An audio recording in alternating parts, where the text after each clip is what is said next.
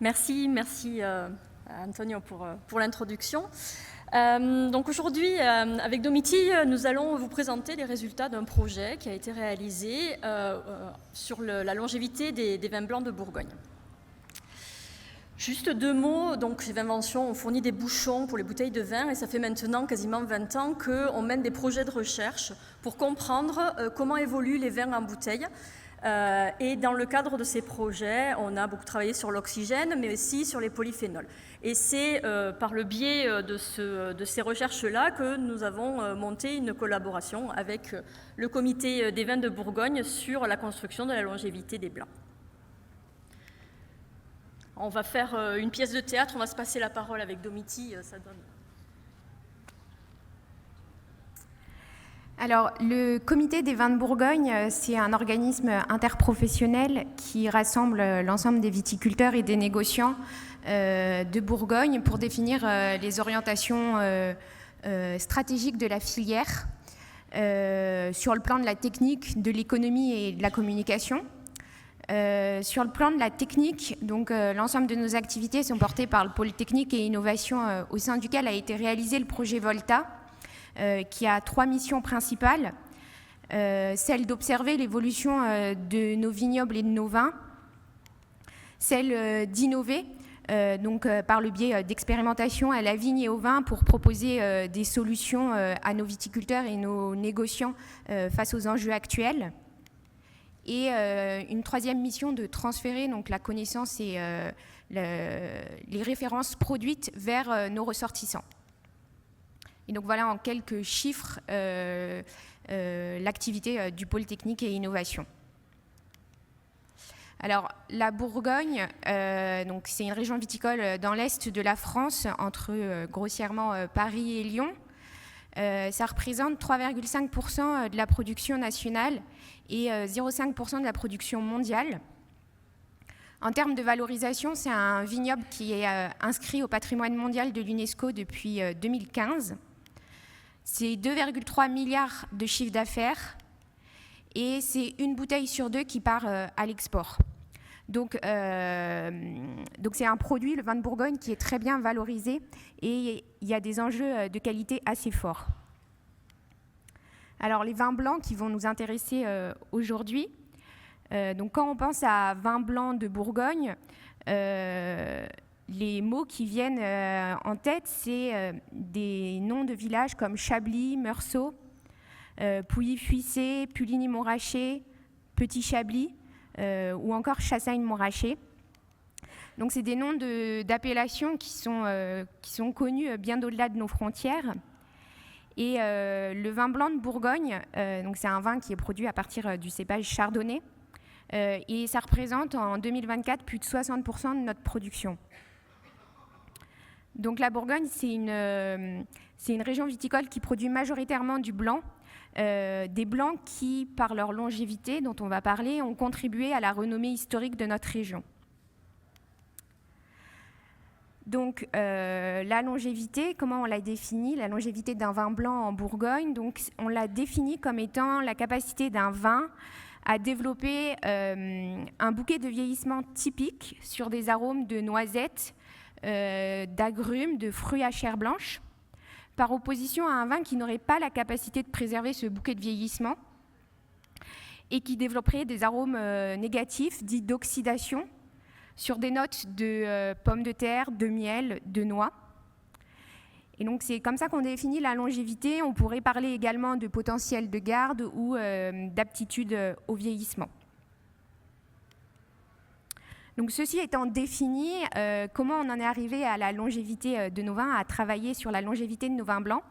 C'est un travail qui a commencé suite à l'apparition du défaut d'oxydation prématurée qui est apparu dans les années 2000 et qui a beaucoup été relayé dans la presse, et à juste titre, puisque nos vins sont connus pour se garder, et ce défaut suggérait l'inverse et donc a suscité des inquiétudes. Et donc pour répondre à ce problème, on a mené pendant plusieurs années différents projets de recherche pour essayer d'apporter des réponses à nos ressortissants, à nos viticulteurs et nos négociants. Et finalement, en fait, les résultats n'étaient pas très satisfaisants, enfin, n'ont pas apporté de réponse satisfaisante sur le terrain. Et la principale raison, ça a été que c'était pas évident de définir de manière précise et unanime et d'évaluer ce défaut d'oxydation, de mettre tout le monde d'accord. Et du coup, en 2019, on s'est complètement re-questionné et on a vraiment cherché, on s'est vraiment demandé quel est derrière tous ces projets, tous ces travaux, quelle est la réelle demande professionnelle, quel est le réel besoin terrain, pour essayer d'identifier la problématique scientifique qui en découlait derrière. Et donc c'est comme ça qu'on s'est dit que c'était plus pertinent en fait de s'intéresser à la longévité de nos vins, comment se construise la longévité de nos vins blancs en Bourgogne, plutôt que de s'intéresser à ce défaut. Et donc la question professionnelle qui nous a été posée, c'est la suivante. Donc on sait que voilà, la température de conservation, l'oxygène qui passe à travers le bouchon, tous les facteurs externes ont un impact sur la longévité de nos vins. C'est bien connu par nos professionnels sur le terrain.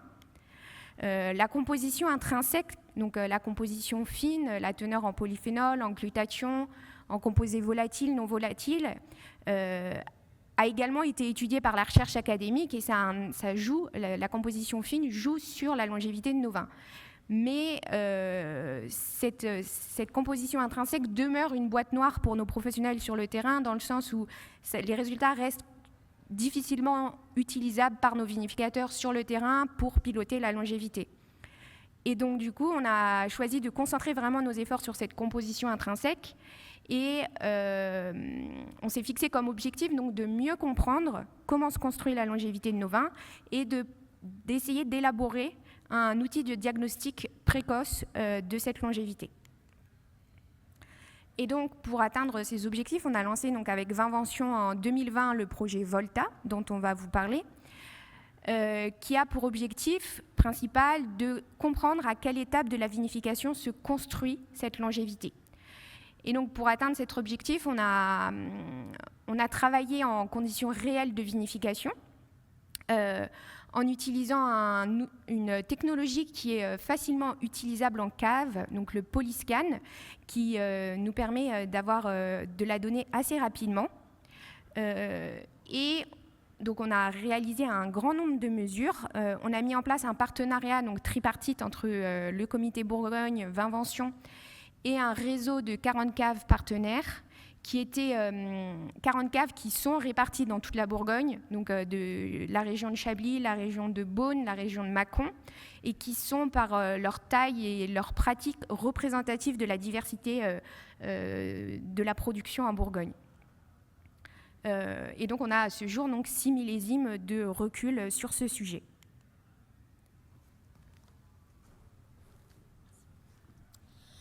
Donc, quand on a commencé à travailler avec le comité des vins de Bourgogne sur la longévité du vin, on a défini, on a travaillé sur cette définition sur la longévité du vin qui est reliée finalement à la résistance vis-à-vis de l'oxydation des vins.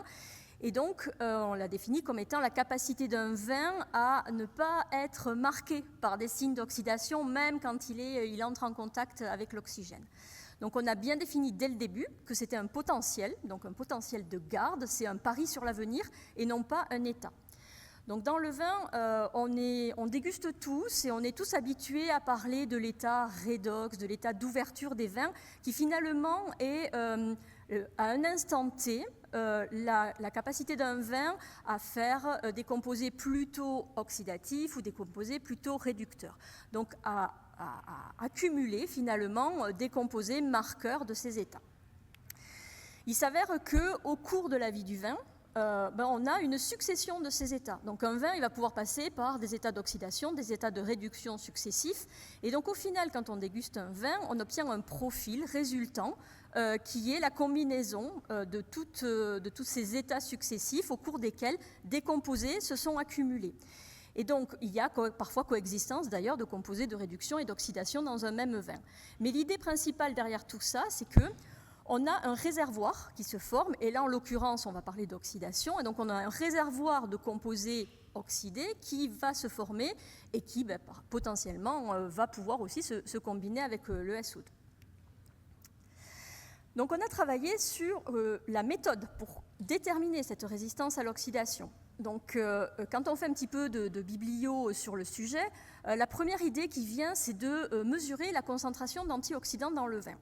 Donc la concentration d'antioxydants dans le vin, ça semble être une idée séduisante sur le papier parce que un antioxydant, au sens chimique du terme, c'est une molécule qui ralentit ou qui empêche l'oxydation d'autres molécules. Donc on se dit bingo, s'il y a beaucoup d'antioxydants, on va avoir une longévité, une durée de vie plus élevée. Sauf qu'en réfléchissant un petit peu, on a pris des exemples concrets. Et donc je vous en ai montré un ici sur rouge, comme ça on s'éloigne de la partie blanche qu'on va traiter par la suite. Si jamais on pense 2 secondes à 2 cépages, le pinot noir et le tannat. Pinot noir et tannat, on sait qu'en moyenne, ces 2 cépages ont des concentrations en polyphénol qui sont extrêmement différentes.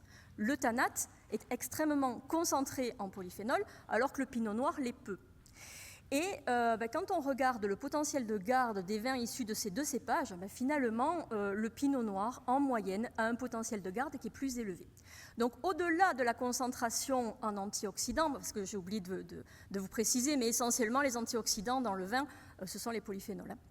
Donc, en fait, au-delà de cette concentration en antioxydants, on s'est dit il faut qu'on aille plus loin pour déterminer cette résistance à l'oxydation. Alors, on a utilisé une technologie basée sur l'électrochimie. Donc, l'outil, comme Domiti l'a dit précédemment, s'appelle le Polyscan. Et cette technologie, elle permet d'appliquer sur un échantillon des potentiels croissants. Alors, je ne sais pas si je vais réussir à... Si, super. Donc, on applique sur un échantillon, vous le voyez, on prend des électrodes qui sont précalibrées, on applique des potentiels croissants, et à chaque potentiel, on va oxyder des molécules différentes. Donc on obtient une courbe intensité potentielle. Cette courbe-là, elle est liée à la composition intrinsèque de l'échantillon. Donc avec cette technologie, on va pouvoir, dans un premier temps, mesurer des concentrations de polyphénol. Ça, c'est quelque chose qui a été largement décrit dans la littérature. Donc ici, avec cet outil, le terme que j'emploierai par la suite, c'est le terme phénox. C'est le nom de l'indicateur de concentration de polyphénol. Ce qu'il faut savoir aussi, c'est que cet outil, il est connecté à une base de données importante. Aujourd'hui, il y a plus de 60 000 mesures dans la base de données. Et donc, quand on parle de chardonnay, et notamment de jus ou de vin de chardonnay, on a un nombre de mesures de référence important, plus de 1000 mesures sur des mous de chardonnay, par exemple, qui viennent nous donner des références de concentration en polyphénol sur des jus de chardonnay qui viennent de partout sur la planète. Donc, ça nous permet aussi de pouvoir comparer ce qui se passe en Bourgogne par rapport à ce qui se passe ailleurs sur du chardonnay. Mais au-delà donc de la concentration en polyphénol, je vous dis que ce n'était pas la solution à tous nos problèmes, on a interrogé des vinificateurs sur leur habitude quand ils ont un vin qui s'interroge sur la résistance à l'oxydation de ce vin. Et les vinificateurs nous ont répondu, si jamais je me pose une question, ce que je fais, c'est que je prends un échantillon, je le déguste, je le laisse en contact avec l'air pendant un certain temps, et je déguste à nouveau au bout d'un certain temps. On a suivi ce type de contact avec l'air avec le Polyscan. Donc on a fait une mesure initiale, une mesure au bout de 2 heures, et on s'est aperçu qu'en fonction de la caractéristique que nous donnait le vinificateur sur le vin, plutôt résistant, plutôt sensible, on avait une évolution du signal. Signal qui avait tendance à augmenter pour les vins résistants et à diminuer pour les vins plutôt classés sensibles. Donc tout ce travail-là, je ne vais pas pouvoir vous le décrire précisément, mais il a été publié en 2024 dans InfoWine avec moult détails.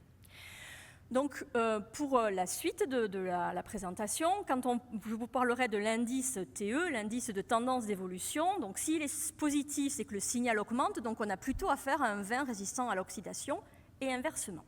Et donc on a montré dans ce travail, en fait on a émis une hypothèse sur l'origine de ces différences de signaux qui est en lien avec la disponibilité des ions métalliques pour entrer dans la réaction de Fenton.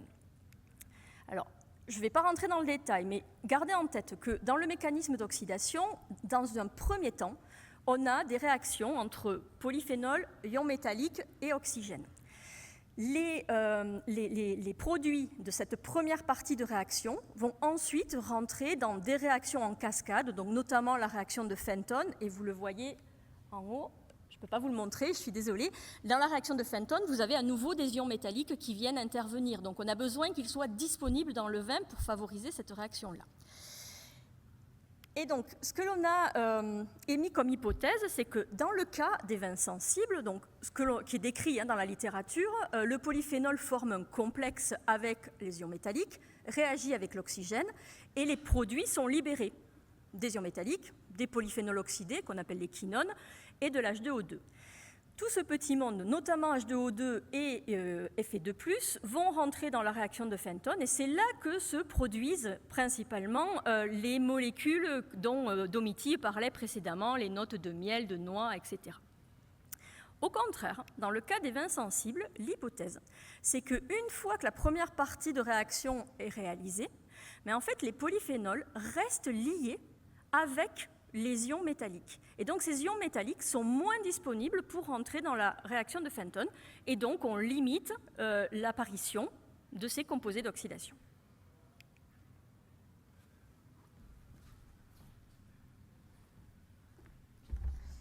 Donc on a commencé par étudier l'évolution de vin en bouteille, donc du stade mise en bouteille jusqu'à 5 ans de conservation. Donc pour ce premier travail, on a travaillé sur 40 vins pour lesquels on a suivi leur mise en bouteille. Donc on a fait des mesures d'oxygène dissous et d'oxygène dans l'espace de tête, donc le TPO, Total Package Oxygène. On a prélevé des échantillons lors de la mise et on les a fermés avec le même obturateur pour tous ces lots, un obturateur qui a une perméabilité homogène, donc c'était le Nomacork Selengreen 300, pour s'affranchir de l'effet obturateur. Et on a donc fait vieillir tous ces vins dans les mêmes conditions de vieillissement dans notre cave. Et sur ces vins, donc on a fait un suivi dans le temps, au stade mise en bouteille, puis au bout d'1 an, 2 ans, 3 ans de vieillissement, jusqu'à 5 ans. Alors ce suivi, ça consistait en suivi organoleptique, donc évaluation des notes de bois, d'oxydation, d'évolution, et également réalisation de différentes mesures analytiques, donc le SO2 libre et total à chaque fois sur ces vins, et l'indice TE que Christine vous a présenté avec le polyscan, le phénox également, etc.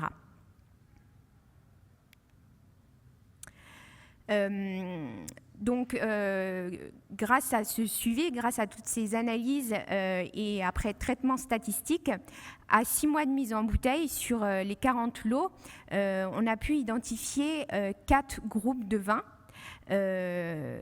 Et on a choisi donc, après à 1 an, 2 ans, 3 ans, de suivre l'évolution de ces vins au sein de chacun de ces groupes.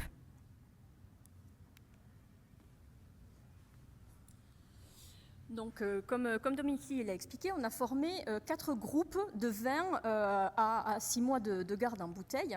Et je vais vous donner ici quelques éléments de caractérisation de ces groupes. Bien évidemment, je n'ai pas tous les indicateurs sur cette diapo, mais ce qu'il faut retenir, c'est que dans les groupes de vins qui ont été formés, 2 d'entre eux sont plutôt résistants vis-à-vis de l'oxydation. Donc, vous le voyez sur le graphe en haut à gauche avec les indices TE les plus positifs. Donc, c'est le groupe B et D. Les autres ont des vins qui sont plutôt sensibles à l'oxydation. Vous voyez d'ailleurs avec le niveau de phénox sur la droite, donc la concentration en polyphénol, que ce ne sont pas les groupes les plus résistants qui ont les phénox les plus élevés, ce dont on parlait initialement. Et enfin, juste au passage, ces groupes également sont différenciés par leur niveau de boisage. Donc la note boisée est plus ou moins importante en fonction des groupes. Alors, je ne vous en parlerai pas plus en détail dans la présentation, mais sachez qu'on a travaillé, on a obtenu des résultats par rapport à des effets de masquage avec les notes boisées. Donc aujourd'hui, ce que je voudrais vous montrer, c'est l'évolution moyenne de ces groupes, notamment par rapport à la note d'oxydation. Donc vous avez sur ce graphe la note moyenne d'évolution pour chaque groupe, de perception de composés d'évolution pour chaque groupe. Et donc, dès le début, vous voyez, 1 an, 2 ans, on s'aperçoit que les 2 groupes sensibles sont légèrement au-dessus en termes de notes d'évolution, mais c'est à partir de 3 ans. À partir de 3 ans, on a les 2 groupes les plus sensibles qui décrochent complètement et qui se différencient de manière totalement significative des 2 autres groupes qui ont été caractérisés comme étant plutôt résistants. Alors on s'est intéressé au niveau de SO2 libre dans ces différents groupes. Donc initialement, vous le voyez, il y a de la variabilité sur les niveaux de SO2 libre à la mise. Toutefois, en moyenne, on se retrouve avec des groupes, les 4 groupes qui se situent à peu près entre 25 et 30 mg de SO2 libre. Donc des choses qui sont relativement semblables dans ces groupes-là. Toutefois, il y a 2 choses qui nous ont attiré l'attention ensuite sur l'évolution de ces SO2 libres.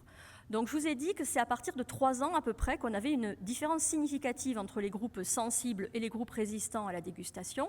Et vous le voyez ici, ce qui se passe en fait à 3 ans, c'est que tous les vins, ou quasiment tous les vins des 2 groupes sensibles à l'oxydation, ont un niveau de SO2 libre qui passe en dessous des 10 mg par litre. Donc on sait que 10 mg par litre, c'est un seuil en dessous duquel on commence à la dégustation à percevoir de manière intense les notes d'oxydation. On a une libération de ces composés oxydés. Il y a une autre chose qui nous a interpellés. Je vais vous faire un petit focus sur 2 groupes, un sensible et un résistant. Donc rappelez-vous, on a utilisé des bouchons qui ont exactement la même perméabilité et tout est conservé dans les mêmes conditions. Donc en fait, la quantité d'oxygène qui va passer à travers le bouchon dans les bouteilles, c'est exactement la même dans toutes les modalités, toutes les bouteilles. Donc là, en l'occurrence, je voulais matérialiser entre 15 jours et 6 mois. Et on s'aperçoit d'une chose, c'est que le groupe jaune ici résistant, il a une baisse de SO2 libre qui est beaucoup moins rapide, moyenne, que le groupe A qui est plutôt sensible. Donc si jamais je vous montre ce graphe, donc ici on a quasiment des vitesses de décroissance du SO2 libre. Alors je les ai exprimées pas en termes de vitesse par rapport à un temps, mais je les ai exprimées par rapport à une quantité d'oxygène qui est entrée dans la bouteille entre 15 jours et 6 mois. Et ce qui est frappant ici, c'est que les 2 groupes A et C qui sont sensibles à l'oxydation voient une diminution du niveau de SO2 libre beaucoup plus rapide. Donc là, on a à peu près une consommation de 4 à 4,5 mg de SO2 libre par milligramme d'oxygène qui entre dans la bouteille. Au contraire, les 2 groupes résistants, on est plutôt sur 2 voire 2,5 mg par milligramme d'oxygène. Donc là encore, on essaye de construire un modèle, bien évidemment, pour aider la profession bourguignonne à caractériser ses vins, à les classer et à adapter son process. Et donc le modèle, la base du modèle, je vais la partager avec vous aujourd'hui. Donc l'idée, c'est pendant la vinification, on a une oxydation, des oxydations qui vont avoir lieu pendant la vinification et l'élevage. Et ça va venir alimenter un réservoir de composés d'évolution, de composés d'oxydation qui sont sous forme non volatile parce que vous avez du SO2, donc ils sont combinés au SO2. Au moment de l'embouteillage, vous avez un certain niveau de SO2 libre et de SO2 combiné, mais en plus de ça, vous allez avoir de l'oxygène qui va être emprisonné dans la bouteille, c'est ce qu'on appelle le TPO, Total Package Oxygen, et puis vous avez à considérer la perméabilité du bouchon qui va laisser passer de l'oxygène à travers. Donc TPO et perméabilité du bouchon, ça va permettre de continuer ces mécanismes d'oxydation en bouteille. Là, on va avoir 2 phénomènes parallèles. On va avoir une partie de cet oxygène qui va contribuer à former de nouveaux composés volatiles d'oxydation. Donc pour la suite, j'ai pris un exemple, un aldéhyde de Strecker. Ce n'est pas le seul, ce n'est pas l'unique, mais j'ai pris l'exemple du méthional pour simplifier. Ces composés vont se lier avec le SO2 libre et ils vont continuer à alimenter le réservoir. Et en parallèle, comme les réactions sont à chaîne et elles sont parallèles, on va avoir une diminution du SO2. Et cette diminution du SO2, elle va être dépendante de la sensibilité à l'oxydation des vins. Donc si jamais j'essaie de faire un petit graphe pour essayer de montrer la différence de cas entre ces vins sensibles et ces vins résistants, donc pour commencer, les vins sensibles. Donc vous le voyez, on commence le mécanisme d'oxydation et on se retrouve avec une libération, comme je vous le disais précédemment, des quinones d'un côté, des ions métalliques de l'autre.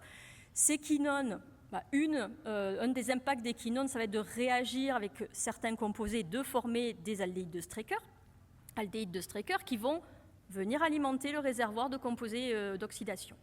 En parallèle, d'autres molécules, que ce soit des quinones ou des radicaux hydroxyles par exemple, vont venir contribuer à la baisse du SO2 libre dans les vins.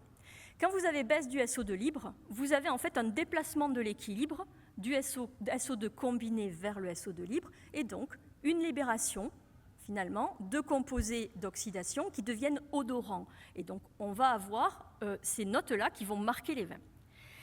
La différence avec les vins qui sont résistants, c'est qu'en fait, vu qu'on garde ces ions métalliques sous forme liée au polyphénol, on va limiter l'impact de l'oxydation, on va moins rapidement faire baisser le SO2 libre, et donc on va limiter, pour un même temps donné, une même entrée d'oxygène dans une bouteille, on va limiter la libération de composés depuis le réservoir de composés d'évolution.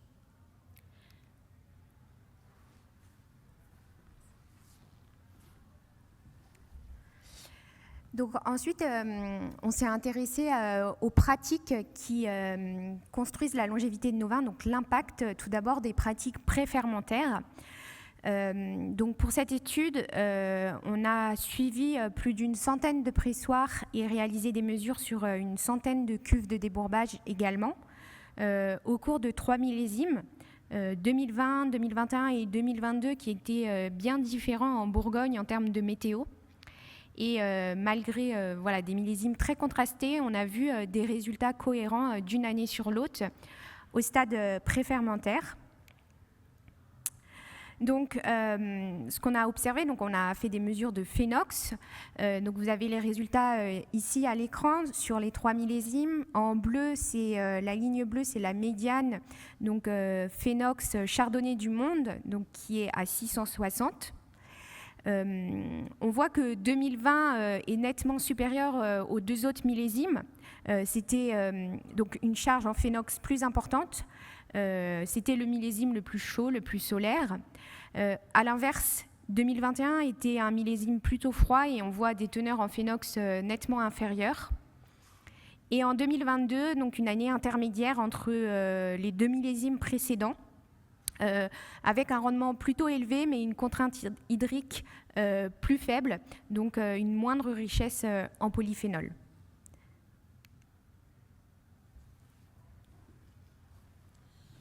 Donc vous allez me dire, mais pourquoi est-ce que vous êtes intéressé du coup aux concentrations de polyphénol, puisque ce n'est pas la seule chose qui explique la résistance à l'oxydation. Alors, dès le début du programme, malgré tout, on s'est dit, les polyphénols, ce sont des acteurs des mécanismes d'oxydation, donc on a tout de même intérêt à essayer de comprendre quel est leur niveau par rapport aux autres chardonnays, et est-ce qu'on a des particularités en Bourgogne. Donc, ça, c'était le premier point. Et ensuite, dès le début, on a suivi des cuves de débourbage, des pressoirs, etc. Et on a mesuré la résistance à l'oxydation, dont je vous parle depuis le début, sur les vins fins de fermentation alcoolique. Et on s'est aperçu qu'en tendance, en moyenne, les vins qui, fin de fermentation alcoolique, paraissent les plus résistants avec le test de tendance d'évolution, mais en moyenne, ils ont des niveaux de polyphénol, de concentration de polyphénol plus bas. Donc ces niveaux de concentration de polyphénol issus de raisins, bien évidemment, ils sont déjà présents dans les cuves de débourbage avant FA. Et donc on s'est dit, il va falloir qu'on essaye de comprendre comment s'effectue l'extraction de polyphénol en Bourgogne. Est-ce qu'il y a des choses qui sont particulières ? Alors en Bourgogne, comme partout ailleurs, il y a de nombreuses opérations qui sont réalisées avant la fermentation alcoolique. Et ce qu'il faut garder en tête, c'est qu'il y a quelque chose de particulier en Bourgogne, c'est qu'il y a assez peu de séparation de jus de goutte et de jus de presse. Donc on se retrouve la plupart du temps dans la cuve avec la totalité des jus issus du pressoir. Au-delà de la séparation, le collage en Bourgogne sur jus et pendant la FA est assez peu répandu. Donc on a assez peu de modulation de la concentration de polyphénol en phase préfermentaire. Donc, ce que l'on a pu mettre en évidence sur les différentes pratiques, donc j'en cite quelques-unes ici, la vendange machine, le foulage, etc., c'est que oui, ces pratiques vont avoir un impact significatif, mais uniquement sur la concentration en polyphénol des jus de goutte, donc le tout début du pressoir. Mais comme le pressoir, les jus ne sont pas toujours séparés, ce sont des choses qu'on ne retrouve pas de manière significative ensuite dans les cuves de débourbage entières. Il y a une seule pratique qui, elle, a un impact significatif qu'on a pu mettre en évidence sur les 3 millésimes, c'est le sulfitage sur raisin. Donc que ce soit à la parcelle, lors du transport ou dans le pressoir, le sulfitage sur raisin, bon, On sait qu'il a un effet solvant sur les polyphénols, qu'en plus de ça, il protège contre les oxydations. Mais sur les 3 millésimes, en moyenne, le niveau de concentration de polyphénol dans les cuves de débourbage était supérieur quand on apportait du SO2 sur raisin par rapport à des cuves sur lesquelles il n'y avait pas eu de sulfitage sur raisin. C'est quelque chose qu'on ne retrouve pas si le SO2 il est apporté en cuve de débourbage. Bien évidemment, l'extraction elle est déjà faite avant, donc on ne retrouve pas cet impact du SO2 qui augmente la charge de polyphénol. On a ensuite, on s'est dit, bon, ok, il y a quand même quelque chose d'important qui va se passer, c'est l'extraction au niveau du pressoir. Donc l'extraction au niveau du pressoir, on a voulu étudier, voir s'il y avait des catégories, des pressoirs, des extractions qui se ressemblaient en Bourgogne. Donc on a traité de manière statistique des extractions au cours du pressoir. Donc on a mesuré le phénox tout au long du pressurage et on a caractérisé les pressoirs par le niveau de phénox sur les gouttes et l'augmentation de phénox au cours du pressurage. Petit traitement statistique, on a obtenu 3 types d'extraction en Bourgogne, qu'on retrouve d'ailleurs assez fréquemment dans le reste du monde. Mais ce qui est intéressant, c'est la distribution des pressoirs en Bourgogne. Donc vous le voyez, vous avez ici les niveaux de phénox au cours du pressurage, qui sont en gris, ce sont les barres grises, et vous avez en orange cette fameuse valeur médiane de concentration de polyphénol sur des jus de chardonnay issus du monde entier. 660 mg par litre sur le chardonnay. Eh bien, en fait, en Bourgogne, dans 60% des pressoirs, on a des niveaux de concentration de polyphénol qui restent du début à la fin du pressurage en dessous de cette valeur médiane. Donc, quoi qu'il en soit, que l'on sépare les jus ou qu'on ne les sépare pas dans ce cas-là, on aura des niveaux de concentration de polyphénol dans les cuves de débourbage qui seront bas. Et donc ça, ce niveau de concentration bas dans les cuves de débourbage, c'est certainement la première pierre à l'édifice de la construction de la longévité des vins blancs de Bourgogne.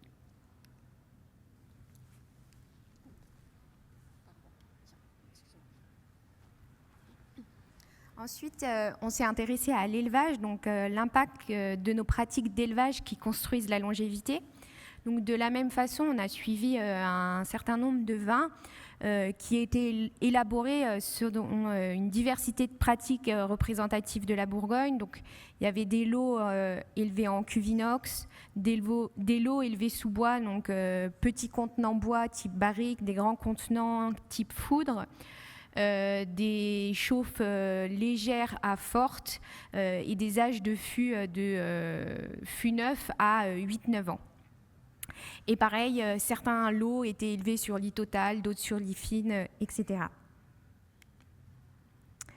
Donc, pour ces suivis, donc, on a réalisé le test de tendance d'évolution pour chaque mesure pour définir le pourcentage de vins résistants aux différents stades. Donc on a commencé les mesures à la fin fermentation alcoolique jusqu'à la mise en bouteille sur donc un grand nombre de vins de l'eau isolée et au cours de 6 millésimes, donc de 2020 à 2025.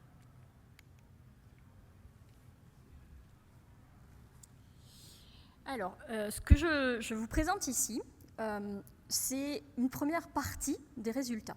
Donc ce qu'il faut savoir, c'est qu'aujourd'hui, au-delà de 9 à 12 mois d'élevage, on n'a pas encore un nombre suffisant de mesures pour être satisfait et dire qu'on tient la tendance. En revanche, entre 0 et 9 mois d'élevage, là, le nombre de mesures, le nombre de vins qui ont été suivis, mesurés, est extrêmement important. Vous voyez, il y a plus de 800 mesures. Donc ce que vous avez sur le graphique, c'est le pourcentage de vins résistants qui ont été mesurés après avoir subi entre 0 et 3 mois d'élevage, 3 et 6 mois, 6 et 9 mois, etc. Et donc ce qui apparaît, c'est qu'au moins jusqu'à 9 mois, on a, au cours de l'élevage, un pourcentage de vins résistants à l'oxydation qui augmente. Donc on commence à peu près à 35% en début d'élevage de vins résistants, et après 6 à 9 mois, on est au-delà de 60% des vins qui réagissent sur le test de tendance et d'évolution comme étant résistants. Donc a priori, des pratiques d'élevage en Bourgogne qui viennent contribuer à augmenter cette longévité des vins. Alors on s'est demandé quelles étaient les pratiques qui pouvaient le plus contribuer à favoriser cette résistance à l'oxydation. Alors la première, bien évidemment, c'est l'utilisation de bois comparé à un vieillissement en cuve inox. On était persuadé que quand on passe sous bois, on allait avoir un pourcentage de vin largement supérieur, de vin résistant largement supérieur. Bon, on s'était un petit peu trompé. Quand vous regardez ici, alors ce sont des vins qui ont entre 6 et 12 mois d'élevage ici. Les vins passés sous bois, il y en a 62% qui sont résistants. C'est un peu mieux que ce qui est passé en cuve inox, mais en fait, ce n'est pas non plus complètement différent. Donc on est allé un petit peu plus loin, on a essayé de comprendre s'il y avait certains types de bois qui aidaient plus les uns que les autres.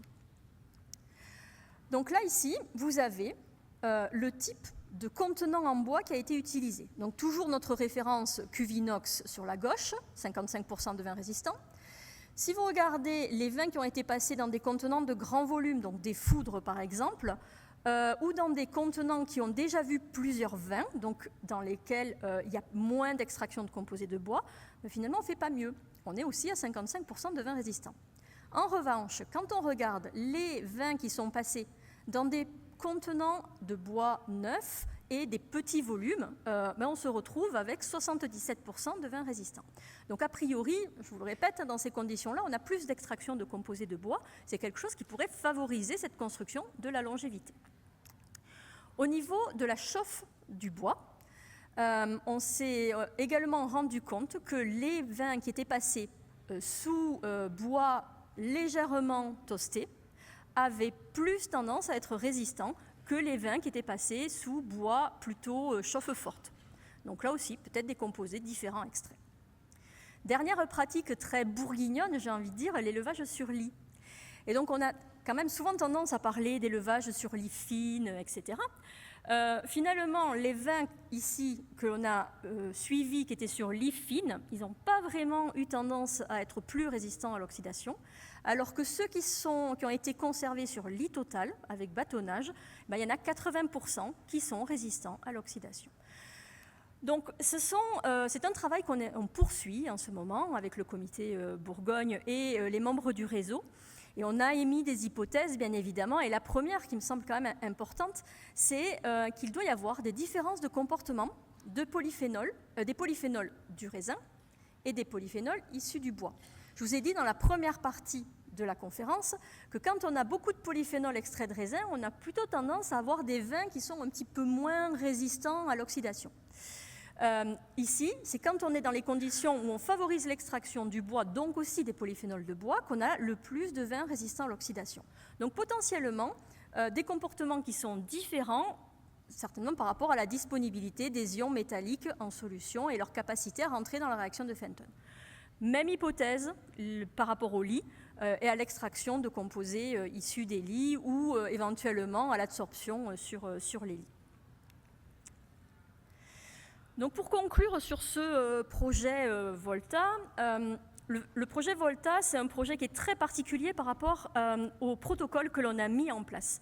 On a vraiment voulu travailler dans des conditions réelles de vinification, donc on a embarqué dans ce programme-là 40 caves pour aller explorer des pratiques réelles en cave et non pas uniquement faire des expérimentations en laboratoire. Ça fait 6 ans maintenant qu'on a cumulé les données, donc on n'a pas terminé, on continue. Et on a utilisé une technologie donc, qui s'appelle le Polyscan, qui nous permet d'aller chercher de la donnée au plus près de la vinification. Si je résume ce que l'on a jusqu'à aujourd'hui mis en évidence. Donc, on a suivi des chardonnays de Bourgogne en vieillissement bouteille pendant 5 ans, avec initialement sur les vins qui sont entrés au moment de l'embouteillage, la réalisation du test de tendance d'évolution. Ce test, il permet d'évaluer la disponibilité des ions métalliques pour la réaction de Fenton et donc de sous-tendre des hypothèses sur leur évolution de SO2 libre. Parce que quand les vins ont des ions métalliques qui sont plus disponibles, on a plus de réactions de Fenton et des niveaux de SO2 libre qui baissent plus rapidement, toutes choses étant égales par ailleurs.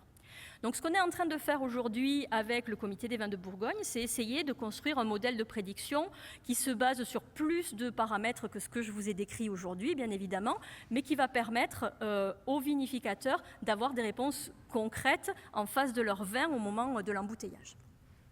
Par ailleurs, quand on s'est interrogé sur la construction de la longévité des vins au cours du process, la première étape que l'on a explorée, c'est cette étape pré-fermentaire.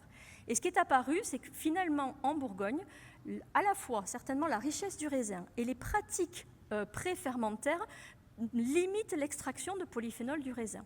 Ces polyphénols de raisin n'ont pas un impact positif sur la résistance à l'oxydation des vins. Donc la caractéristique, j'ai envie de dire, des jus en Bourgogne, c'est que finalement on se retrouve avec des niveaux de concentration en polyphénol qui en moyenne sont largement inférieurs à ce que l'on observe sur les chardonnays du reste du monde. Enfin, la Bourgogne, c'est une terre d'élevage des vins, et au cours de cet élevage, il y a plusieurs pratiques qui vont favoriser cette construction de la longévité.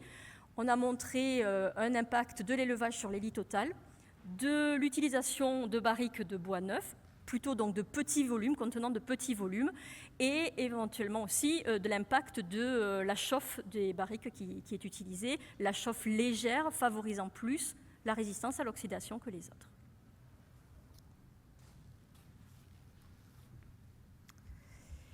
Donc, je vous ai expliqué au début que notre objectif, c'était de mieux comprendre comment se construit la longévité de nos vins blancs et proposer un outil de diagnostic de cette longévité. Donc, pour répondre à ces objectifs, on a mis en place, on a fait dialoguer le terrain, donc avec le projet Volta, donc le réseau Volta et l'utilisation du Polyscan, dont on vient de vous parler, et la recherche fondamentale, qui nous ont apporté des réponses pendant 5 ans différentes et complémentaires à différents niveaux. Et donc ce qu'on peut dire, ce qu'on a compris, les avancées, les points de compréhension significatifs de ces 5 années de travail sont les suivantes. Christine l'a évoqué, il semble que dans chaque vin, il y a un réservoir d'oxydation qu'il est possible de quantifier. Sur le terrain, pour avoir une idée de ce réservoir, une manière simple de le quantifier, c'est simple et rapide, le SO2 libre et le SO2 total. Et au niveau de la recherche fondamentale, c'est le ratio méthional libre, méthional total.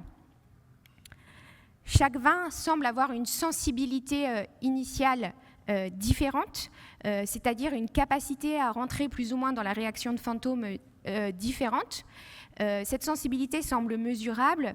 Sur le terrain, une manière de la mesurer, c'est l'indice de tendance d'évolution qui peut donner une idée de manière assez simple et rapide. Et en recherche fondamentale, ça va passer par la caractérisation des radicaux libres qui sont des intermédiaires de la réaction de Fantôme et qui sont donc, lorsqu'ils sont produits, représentatifs de la dynamique oxydative d'un vin. Et enfin, un dernier point de compréhension, c'est qui nous reste encore à approfondir, mais qui semble important à avoir en tête lorsqu'on cherche à caractériser la longévité de nos vins, c'est les phénomènes de masque, les effets de masque. Sur le terrain, on a observé un effet du bois dans Volta et dans notre projet de recherche fondamentale, donc c'est plutôt autour de l'acide lactique. Voilà, merci pour votre attention.